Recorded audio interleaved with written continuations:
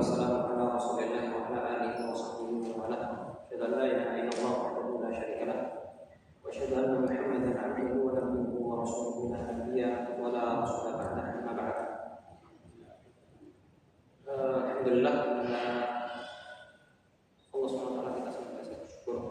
Makanya juga kita meminta pertolongan dan kepadanya kita senantiasa berdoa minta ampunan Allah SWT. Salam kita aturkan pada junjungan kita Nabi Muhammad SAW, serta keluarga dan para sahabat-sahabatnya, para tabi'in dan tabi'in, serta orang-orang yang senantiasa mengikuti hingga akhir zamannya. Jemaah sekalian, Allah Subhanahu wa Ta'ala, malam hari ini ya perdana dan ini kalau masuk sini soal perdana. Ya, artinya ini kajian tentang udhiyah atau tentang ibadah kurban. Maka ada hal penting yang saya sampaikan dulu kalau ada pertanyaan. Yang pertama adalah tentunya hewan kurban. Yang kedua adalah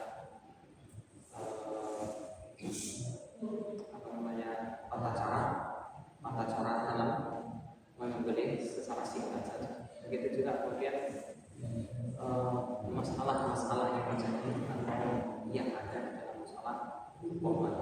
Kalau tentang hewan kurban, tentunya hewan kurban ini dari segi hewannya itu yang penting di dalam fikih, ya, baik itu mazhab Syafi'i, Hambali dan ataupun Malik dan sebagainya, maslahat. Maka hewan kurban yang dikorbankan itu 3 jenis yang utama, yaitu apa? Jenis kambing dan domba jenisnya, kemudian jenis sapi dan jenis unta, ini pasti. Ya. Kemudian unta itu tentu bukan satu jenis ya, tentunya banyak jenis. Saya maksudkan waktunya mepet ya. Sudah berbagai jenis, ya, entah itu ada jenis macam-macam, satu puluhnya itu ada 2 dan lain sebagainya. Kemudian jenisnya nanti ada, makanya istilah dalam bahasa Arab itu sendiri namanya unta itu dengan berbagai macam bahasa. Yang kadang-kadang dibahasakan ibil itu secara umum, nanti ada juga disebut dengan jamal, dengan yang lain. Begitu juga sapi. Terus kalau kerbau masuk dalam kategori sapi, jenis sapi. Ya. Ya, kemudian yang paling utama adalah hewan kurban adalah hewan yang sehat, yang tidak ada cacat. Nah, di sini ada perbedaan dengan yang kita ulama tentang cacat dalam hewan kurban. Karena cacat ini ada yang masih dibahasakan oleh para ulama makruh, ada yang haram, ya. Yakni makruh sesuatu yang tidak menghilangkan esensi dari hewan itu, hewan itu. Adapun kalau haram itu jika ada hal yang hilang dari hewan tersebut. Contohnya, kalau ada hewan kakinya terputus satu, ya, ini haram, bukan lagi makruh. Allah mengharamkan. Kenapa? Allah SWT, karena kurban itu hakikatnya bukan sekedar menyembelih hewan kurban. Kurban itu adalah persembahan dari seorang hamba kepada Allah SWT. Maka apa yang dia persembahkan untuk Allah SWT harusnya yang terbaik. Yang terbaik. Makanya kemudian kalau seorang mempersembahkan kepada Allah SWT itu sesuatu yang buruk, tidak mungkin Allah memberikan. Ya. Tidak mungkin, jelas. Allah SWT menyebutkan, innama yataqabbalullahu minal muttaqin. Allah SWT Allah mengatakan, sesungguhnya Allah hanyalah menerima dari orang-orang bertakwa, yakni orang-orang yang bertakwa, yang memberikan kapan korbannya, memberikan kebaikan korbannya. Makanya itu kan dikisahkan dari 2 anak Adam di surga, ya. Sebab 2 anak Adam itu mengorbankan, yang satu mengorbankan yang buruk, yang satu mengorbankan yang terbaik. Nah, ini Makanya korban itu yang paling bagus adalah yang terbaik. Adapun mana yang paling baik? Apakah sapi dengan sutun sepertujuh sapi atau satu ekor kambing? Yang paling ambil. Maka ulama khilaf di sini berbeda. Salah satu Syafi'iyah mengatakan yang paling afdal adalah kambing, yang terbaik. Ya, kambing. Karena asal muasal korban itu adalah kambing atau korban, gitu ya. Tapi ada yang mengatakan, di antara yang mengatakan apa? Tidak. Yang terbaik korban itu yang paling sesuai dengan lokasi atau kondisi masyarakat. Dan ini saya lebih cenderung mengikuti pendapat Imam Ahmad ini. Kenapa? Karena ini lebih pas. Kenapa? Contohkan. Orang yang notabene orang Makassar dan orang Sulawesi. Maaf kalau ada orang Sulawesi, ini dari pengalaman kita itu ketika mengorbankan kambing, itu nggak laku. Dan nyata itu nggak laku. Itu kita pernah korban kambing itu 17 ekor, nggak ada yang mau menerima. Kecuali kalau ada orang Jawa yang ada di sini. Ini mohon maaf ya, ini bukan berarti saya menghina satu suku atau pengalaman. Artinya orang mereka sampai mengatakan ada salah seorang dari mereka itu orang bilang gini, Ustaz, biasa mereka, Ustaz, kami nggak suka kambing, nggak doyan. Oh gitu. Terus ya udah untuk Ustaz saja. Kita sapi aja. Akhirnya ada 4 ekor sapi, seingat saya. 4 ekor sapi itu akhirnya baru banyak, akhirnya kurang banyak. Akhirnya tahun berikutnya kita tidak ada kambing, sapi semua dijadikan sapi. Karena kondisi masyarakat yang lebih senang dengan daging sapi, ya. Atau semua atau berada di Arab Saudi, maka atau di negeri Arab, jajaran Arab, lebih senang dengan unta, maka mana yang unta? Begitu yang lebih yang disebutkan oleh Imam Ahmad. Allahu a'lam. Ini masalah afdaliyah. Saya kira kita yang penting mana bisa berdampak boleh, itu kita korbankan, gitu kan? Ini sekadar bagi orang-orang yang punya uang, mana nih yang paling bagus nih? Saya punya uang banyak, ini semua. Mana yang paling bagus ya? Lihatlah kondisi usaha. Kemudian ada pun tadi adalah tentang bagaimana penyembelihan sebelum nanti pembahasan masalah apa? Distribusinya. Bagaimana penyembelihan? Penyembelihan ini sebenarnya adalah mudah aja. Yang wajib itu 2, yang sunnah yang 1. Jadi ada 3. Satu adalah al-hukum, yang kedua al-warid, yang ketiga al-wadajah. Kalau bahasa Arabnya begitu ya. Yakni 1 saluran nafas, 2 saluran makanan, 3 ya yang disebut dengan wadajah. Jadi 2 saluran apa ya? Saluran darah ya, wadajah. Kalau saya akan bisa dengan 1 saluran darah. Ya begitu ya. Saluran darah 2. Nah, biasanya di bagian pinggir. Nah di sini lah ini. Nah yang wajib itu 2 sebenarnya. Yang apa? Saluran nafas dan saluran makanan ini yang wajib. Kalau wadajah sumpah, contoh misalnya, ini beda korban ternyata yang satu putus, yang satu benar-benar putus, yang wadajah satu putus, yang satu tidak sampai putus. Akhirnya matinya tuh agak lama sedikit. Boleh nggak? Ini halal, karena ini sunnah, boleh. Ya, karena ada beberapa keramaian gitu ya, keramaian terjadi itu masyarakat kadang-kadang nyembelih.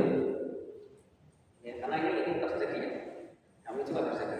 Baru beberapa kali di selama ini yang ikut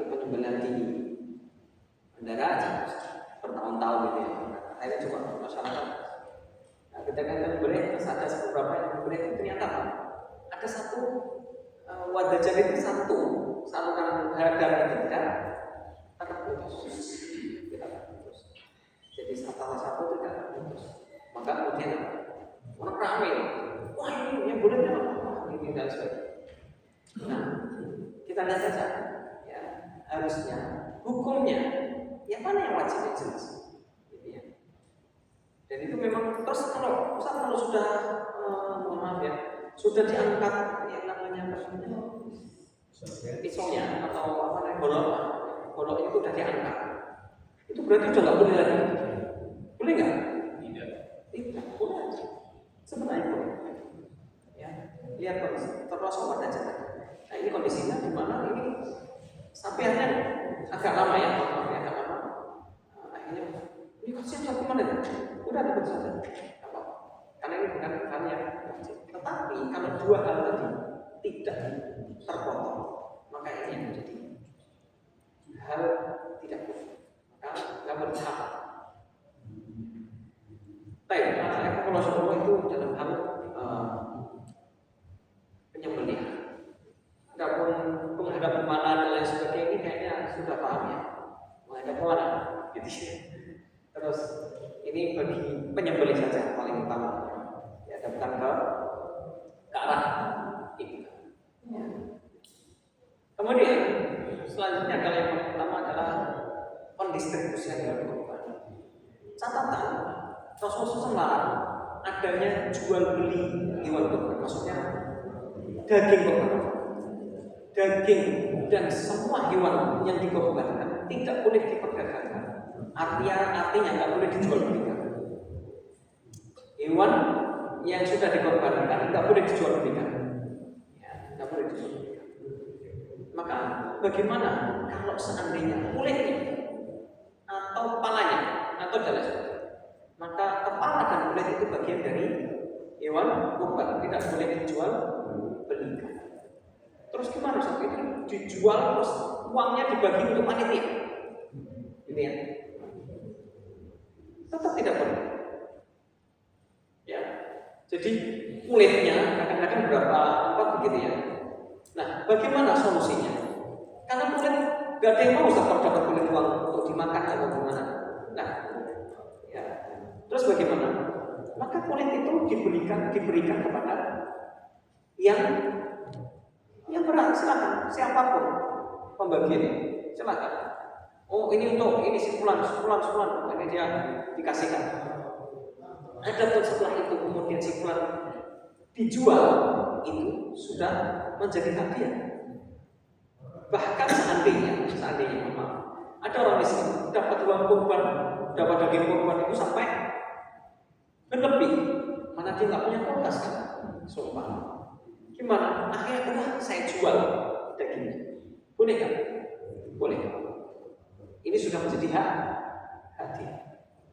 Sunnahnya apa? Hewan kurban itu sunnahnya dibagi menjadi 3 dalam distribusi hewan kurban. 1 dimakan, 2 dihadiahkan atau disedekahkan yang pertama. Yang kemudian yang kedua, ketiga apa? Dihadiahkan. Ya, ini 1 dimakan, ya yang untuk dirinya dan keluarganya. Ini sunnah. Kadang ada orang, kami tidak ngambil sudah ikhlas karena Allah SWT. Ya, apa sunnahnya dimakan. Ingat zaman Allah, daging kurban itu adalah salah satu daging yang paling barokah. Ya, sesuatu yang barokah, penuh barokah. Itu bahkan ulama pun berebut. Ulama itu berebut. Sebagai contoh, dahulu Rasulullah SAW dan para sahabat itu punya ketika membagikan hewan kurban ataupun ketika begini ya, bekas minum Rasulullah SAW itu kan barokah. Ya, bekasnya Rasulullah SAW itu barokah. Bekas minumnya itu sampai para sahabat itu berebut. Ini Rasulullah ya, teman-teman lain Rasulullah SAW. Ya, bahkan keringat Rasulullah SAW itu barokah. Maka mereka berebut. Ya. Atau katakanlah harta barokah, harta wakaf. Harta wakaf. Yang belum lama ini mungkin kita dengar jamaah haji dari Aceh itu dapat harta wakaf. Harta wakaf properti. Ya. Hujan, nama dalam bahasa Arab atau Hubab kalau bahasa Indonesia di Indonesia. Habib Buka ini adalah orang Aceh sebenarnya, ya, yang punya lahan di sana, kemudian diwakafkan sebenarnya tanah rumah, kemudian dijadikan diwakafkan. Nah, setelah diwakafkan ini, kemudian diwakafkan untuk di antara akad-akad wakafnya itu panjang, berapa lembar atau wakaf. Kita kadang-kadang wakaf cuma masjid diwakafkan gitu doang, udah selesai. Kalau enggak, ini masya Allah panjang. Wakaf intinya adalah yang berhak menghuni atau mengambil manfaat dari wakaf ini untuk ditinggali bagi jemaah haji orang Aceh jika tidak ada atau orang Jawi. Nah, ini yang menjadi perdebatan kita. Orang Jawi itu maksudnya di zaman itu, zaman dimana sebelum Indonesia merdeka, ya. Orang Jawi itu maksudnya sih, ya banyak yang menafsirkan macam-macam itu nanti panjang. Ya intinya apa namanya, hewan korban dimakan dirinya dan keluarganya. Itu yang pertama. Sehingga kemudian yang kedua adalah apa? Ini berdasar pada ayat. Kesimpulan para ulama ini berdasar pada ayat. Ya ini apa? Wa'amin. Ya ini berikanlah makan. Ya. Di sini menunjukkan bahwasanya apa? Dibagikan. Ya ini apa? Keluarganya apa? Nah keluarganya mani al-muqtar dalam ayat. Ya. Di sini adalah dimakan keluarganya, yang kedua adalah disedekahkan. Ini siapa? Fakir miskin. Maka salah satu yang prioritas itu fakir miskin. Fakir miskin di mana? Di tempat menyembelih. Makanya afdolnya menyembelih itu di mana? Di tempat di mana dia berada. Itu afdolnya. Jika tidak mungkin sana lebih butuh, maka boleh. Ya, soalnya mau saya korban di Palestina deh, karena sana butuh enggak, potong enggak. Tapi afdolnya adalah di tempat atau setempat. Kemudian selanjutnya, yang korban dibagikan. Yang terakhir adalah dibagikan atau yang sifatnya adalah hadiah. Maka karena sifatnya hadiah itu dibolehkan bagi orang kaya maupun orang miskin. Bahkan bukan hanya orang kaya atau orang miskin, orang non muslim pun boleh. Karena sempat terjadi polemik kemarin, jadi perdebatan, ya orang-orang di masjid sama bentuk-bentukan. Nah, beberapa tetangga yang non muslim, ya, maka semua boleh.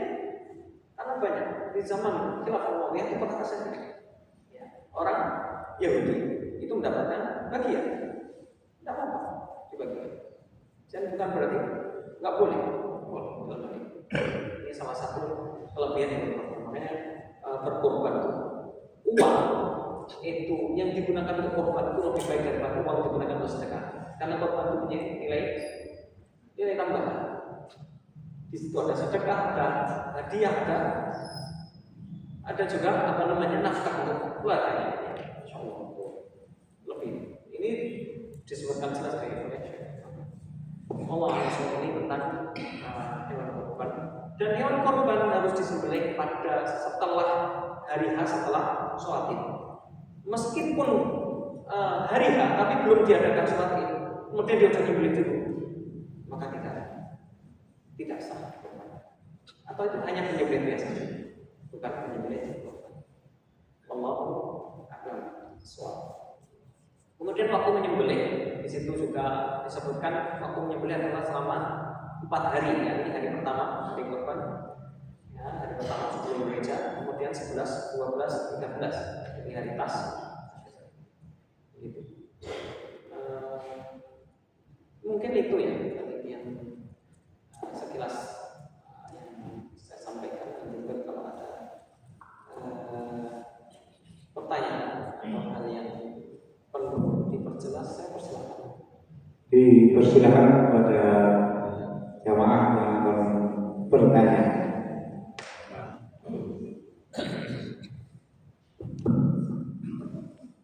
Bismillahirrahmanirrahim.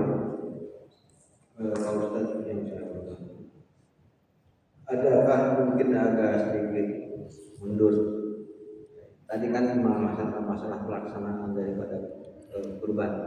Nah sekarang kewajiban kurban bagi umat muslim, apakah ada syarat-syarat tertentu seperti untuk kita mengeluarkan zakat tahunan atau minimal tahu saya sekitar 80 bulan dalam kondisi tidak berubah?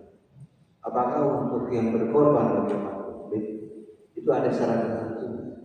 Bagi muslim. Bagi muslim. Bagi muslim. Apa ada syarat tertentu? Apakah ada uang tabungan sekian dan sebagainya? Apakah memang harus pada umumnya? Apakah dasarnya gitu? Yang jelas. Karena apakah bisa saja menjadi orang yang punya, padahal dia memiliki syarat dan sebagainya. Pak ini ada gambaran saja. Terima kasih. Assalamualaikum warahmatullahi wabarakatuh. Langsung dijawab aja ya. Iya, saya kalau lupa. Hukum dari udhiyah, dari hukum berkorban. Hukum berkorban ini khilaf kalau maksudnya. Jumhur, yakni kalangan mazhab Syafi'i, Hambali dan Maliki menyebutkan hukumnya sunnah muakkadah. Yang perlu diketahui sunnah muakkadah. Sunnah muakkadah itu sangat ditekankan. Kalau Imam Syafi'i mengatakan contohnya sholat witir itu sunnah muakkadah. Kenapa? Karena Rasulullah tidak pernah meninggalkan dalam kondisi apapun. Tetapi Rasulullah tidak pernah menegaskan harus ini menjadi sunnah muakkadah bagi mazhab Syafi'iyah dan Hambali. Tapi kalau mazhab Hanafi yang mengatakan hukumnya berkorban itu wajib bagi yang mampu mengeluarkan, tidak ada batasannya, mampu mendatangkan mendatangkan hewan korban. Kalau dia punya uang 2 juta, dengan itu dia bisa membeli hewan korban dan dia bisa memberi makan keluarganya. Artinya keluarganya nggak terlantar ini, batasannya begini. Maka dia wajib.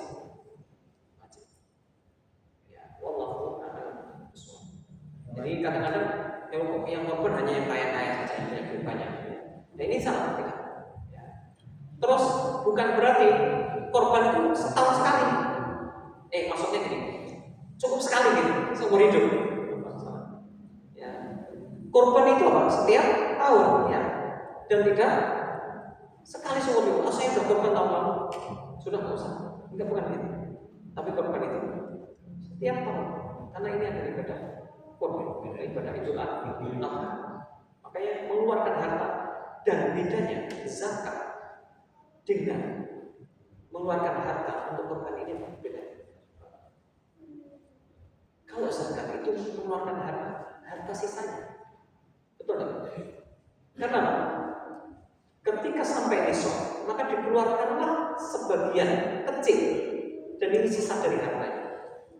Ya, 1/10 selamat. Tapi kalau yang korban bukan, dengan harta yang terbaik, antaranya adalah apa? Harta terbaik yang dia mampu.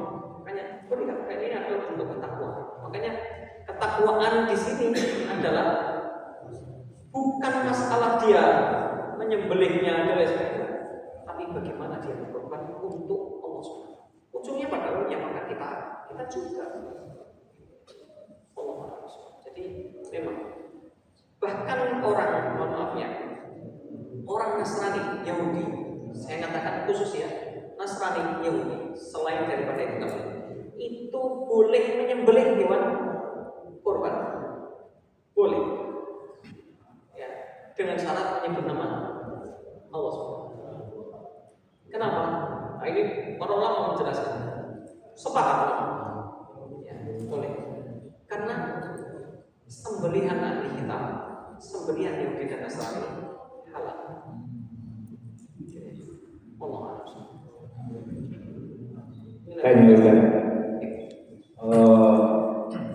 Kita kalau korban, hewan korban itu peruntukannya, kalau Nabi itu kan ada istilah diperuntukkan untuk keluarga. Nah, kebiasaan kita itu biasanya kalau satu ekor kambing atau kita korban sapi gabungan itu biaya perusukannya hanya seorang. Jadi baiknya itu bagaimana? Mohon penjelasan sekali. Alhamdulillah, hakikatnya kalau saya catat lagi ya, hakikatnya Alhamdulillah, seorang itu berkorban maka pahalanya akan mengalir ke keluarganya. Jadi kalau bapaknya korban, istrinya korban, suaminya dapat. Dan begitu sebaliknya. Anak-anak juga dapat. Bapaknya dapat. Dan begitu sebaliknya. Ya. Ini. Kemudian lalu bagaimana kalau saya punya hewan korban saya untuk keluarga? Maka atas nama satu aja, nggak boleh atas nama udah satu aja. Saya sebutkan ini hewan korban dariku dan keluarga. Nah itu. Tapi kalau dariku dan keluargaku, yakni anak saya pulang ini, karena apa? Ini dibolehkan. Rasulullah SAW menyebutkan dalam hadis riwayat Imam Muslim menunjukkan Rasulullah SAW itu ketika berkorban itu menyebut dengan Allahumma taqabbal minni hadza minni wa min ummati, ya, ini dariku dan dari umatku. Ya. Terus bolehkah kalau menyembelih atau memberikan hewan korban atas nama orang yang sudah mati? Ini yang kadang-kadang menjadi polemik. Ya, atas nama orang, contohnya bapak kita sudah meninggal, ya sudah saya korban. Nah ini khilaf. Ya, tentunya khilaf. Sebagaimana juga khilafnya lumayan panjang. Sebagian ulama, intinya kita sekarang, sebagian ulama mengatakan bahwasanya berkorban untuk yang sudah meninggal tidak dibolehkan. Ya, tidak dibolehkan. Ini pendapat yang kedua. Ya. Kemudian ada yang mengatakan boleh. Bukankah Rasulullah SAW, ya, bagaimana ya disebutkan, ya, bukankah Rasulullah SAW berkorban bukan hanya untuk untuk dirinya, tapi untuk umatnya juga. Sedangkan umat Rasulullah SAW ada yang sudah mati, ada yang masih hidup. Allah gitu ya. Kemudian juga bukankah boleh orang itu mempuasakan orang yang sudah meninggal? Saya puasa untuk fulan. Kemudian di sini ini pendapat boleh. Ya. Mempuasakan orang yang sudah meninggal atau menghajikan. Ya, ada yang mengatakan boleh kalau itu karena nazar dulu dan nazar, tapi nggak tersampaikan terus dibayarkan nazarnya. Ada yang mengatakan, ya ini tentunya khilaf. Ya, itu ikhwah yang diwarnai sama kita harus amanah dalam ilmu, ya, amanah ilmu. Khilaf, memang ada beberapa ketika ulama yang mengatakan bahwasanya boleh, ya, secara mutlak. Ya, ada yang mengatakan boleh pada ibadah-ibadah tertentu. Ya, ada yang mengatakan boleh pada ibadah-ibadah tertentu. Ya, beramal untuk yang sudah meninggal, ya, itu boleh pada amal-amal tertentu, sebagaimana disebutkan dalam hadis. Ya, dalam hadis itu tentang puasa, kemudian apa? Haji dan umrah, ya, itu boleh. Ya. Wallahu a'lam. Tapi ada yang mengatakan tidak mutlak semuanya boleh. Ya, ada yang mengatakan tidak boleh dengan syarat kalau itu nazar, gitu ya. Ini wallahu a'lam. Ya, kadang-kadang jangan menjadikan hal perbedaan seperti ini malah menjadi berantem malah masing-masing perbedaan dan ini semuanya berdalil. Ya, berdalil kuat. Ya. Wallahu a'lam tentang hal ini. Maka boleh. Silakan. Assalamualaikum warahmatullahi wabarakatuh. Ustaz, saya mohon penjelasan tadi apa yang dijelaskan Ustaz mengenai kulit tadi. Bolehkah kulit itu kita berikan seorang namun orang itu memberikan infak kepada kita. Kita panitia. Jadi panitia kulit itu kumpul, kemudian diberikan kepada seseorang pedagang atau beliau memberikan infak kepada panitia. Satu itu. Saya banyak bertanya sebenarnya. Yang kedua, kalau saya tadi kan Ustaz bilang bahwa sebaiknya orang itu korban di lingkungan sendiri. Saya itu korban di tempat lain, di luar, jauh. Tapi saya dapat daging dari sini.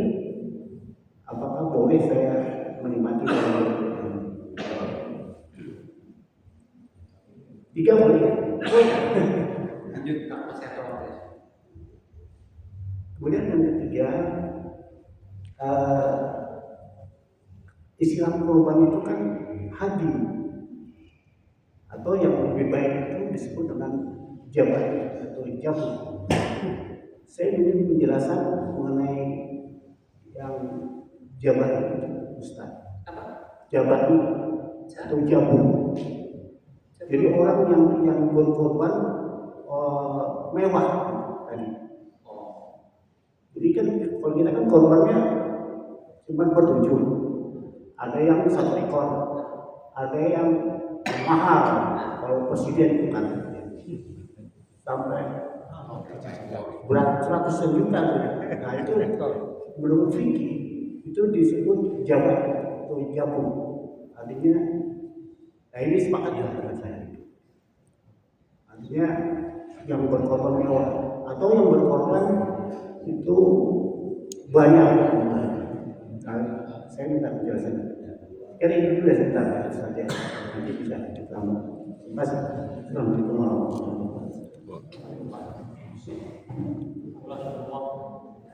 Kalau saya tegaskan, saya istilahnya apa ya? Sebelumnya saya sampaikan tidak mesti saya tahu segala sesuatu. Saya adalah manusia dan saya tidak berarti tahu segalanya. Dan saya tahu juga itu mungkin saja. Saya tidak berfatwa yang kita ambil dari fatwa-fatwa ulama saja. Dan itu juga harus saya atau saya tidak ada masalahnya. Baik, yang pertama lagi saya setuju. Tadi mana? Kulit, ya, kulit, maaf ya. Kalau seandainya kulit itu diberikan kepada seseorang, orang itu kasih duit ke kita atau infak, ya. Pertama, jika memang ada maksud atau ada akad di awal, nanti kamu infak lainnya panitia ya, bagi musuh, pakai nggak boleh. Ya. Karena kalau pemberian sudah pemberian nggak ada timbal balik. Saya sapi infak, tidak ada timbal balik. Ini sudah pemberian. Ya udah kalau diberikan ke fulan, Muhammad gitu ya, menerima, ya udah. Dia dapat 3 kulit buat sapi. Wah, udah. Mau dimanfaatkan seperti apa terserah dia. Sudah pemberian. Ini ya. Tapi kalau tidak ada apa-apa tadi, nggak ada akad atau ada persyaratan nanti syaratnya harus infak ini boleh. Ya. Tapi kalau ada syaratnya tidak boleh. Atau ada apa namanya? Atau syarat itu baik itu syarat tersampaikan atau terucap atau syarat itu sifatnya adalah syarat umum. Artinya apa? Ya umumnya kalau di sini itu masih infak. Oh enggak ada. Ada boleh. Ya. Allah. Kemudian yang kedua, itu yang kedua tadi apa ya? korban tempat lain. Ya. Kalau seorang korban di tempat yang jauh, tapi dia dapat daging dari yang dekat, boleh nggak? Ya boleh saja. Karena daging korban itu diperuntukkan siapa? Dia nggak korban saja, jangan gitu. Ini semua adalah daging. Itu sudah diperuntukkan Allah. Berarti seakan-akan harta itu sudah menjadi milik Allah sepenuhnya, maka dibagikan kepada siapa? Silakan. Itu tidak apa-apa. Akan itu halal. Iya. Ingat, daging ini daging salah satu daging yang paling barokah. Sehingga makanya juga makan daging barokah. Ya, kalau nggak duit kamu ya barang sedikit lumayan bisa barokah.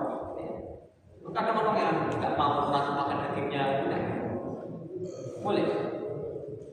Yang ketiga tadi Mewah. sesuatu yang mewah gitu ya. Sebenarnya maksud dia berkorban untuk apa? Dia berkorban untuk mewah boleh-boleh saja, boleh saja.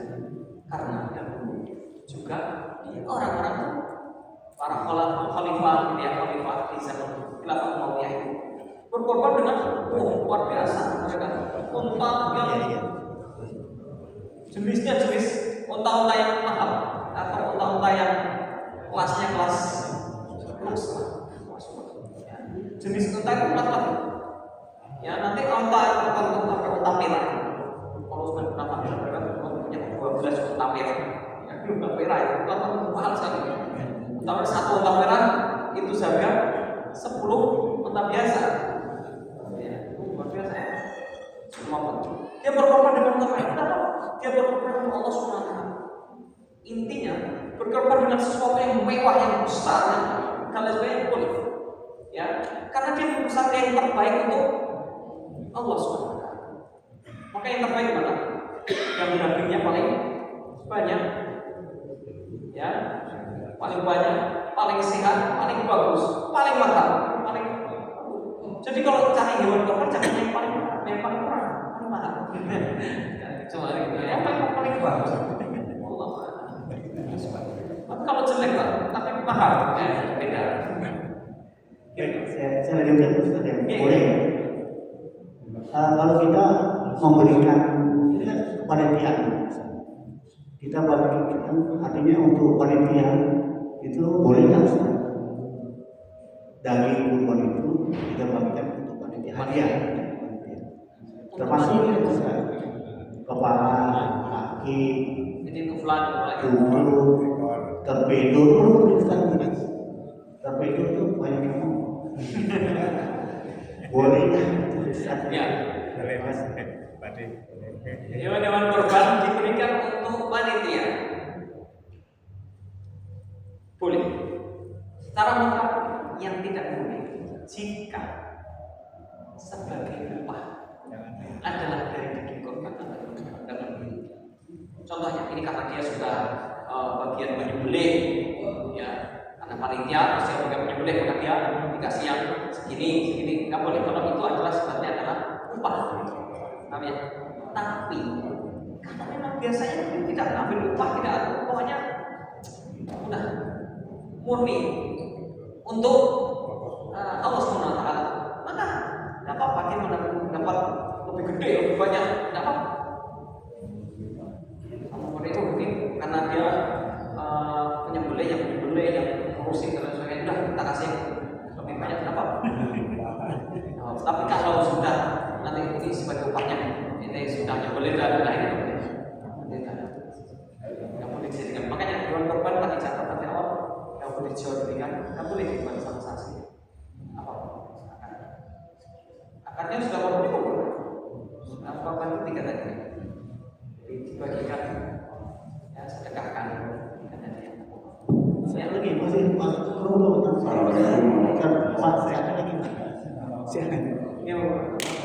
kan kepanitiaan penyembelihan itu di apa namanya dikontrakkan ke pihak lain. Itu hewan itu sampai juta.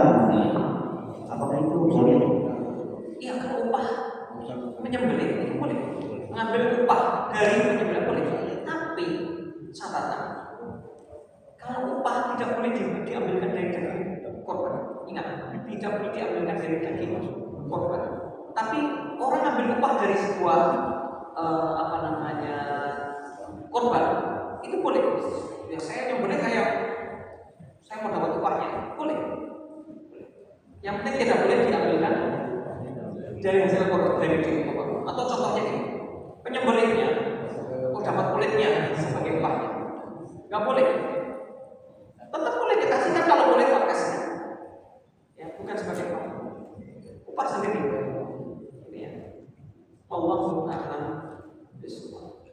Karena kadang-kadang gitu Pak. Ya, saya jelas. Coba tak apa Pak? Silakan.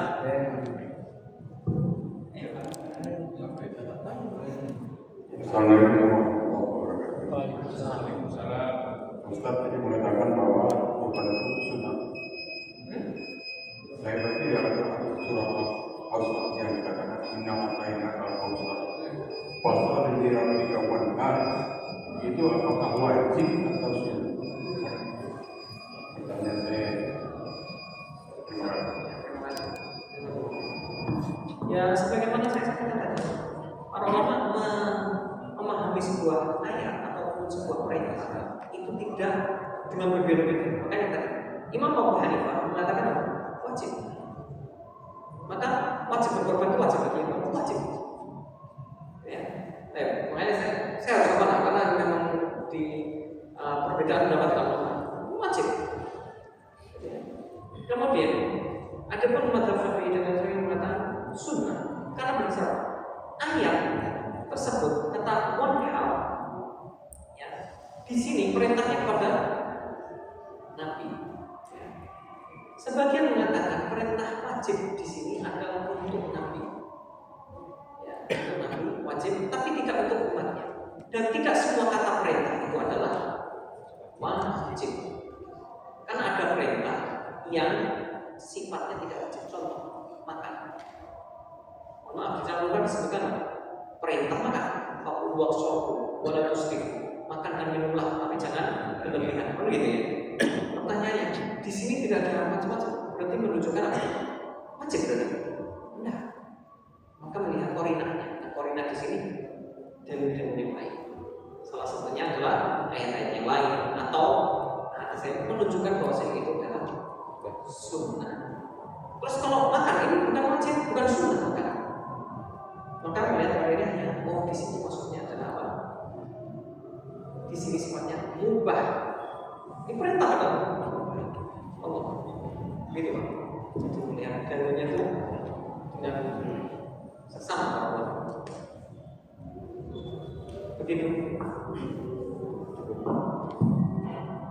Berhubung